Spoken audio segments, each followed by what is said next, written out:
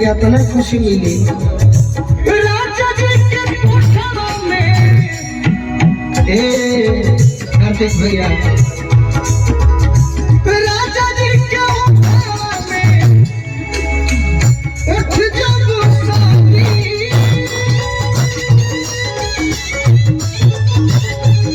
राजा जी के कोठा में उठ जब साथी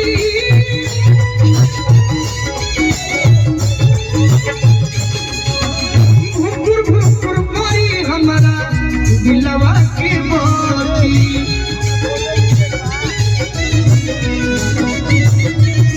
भुकुर भुकुर भारी हमारा दिलवा की बाती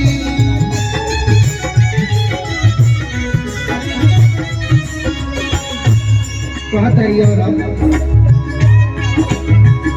किरण भर लभ के दरिया में।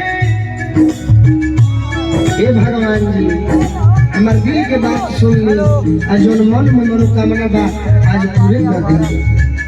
किरण भर लभ के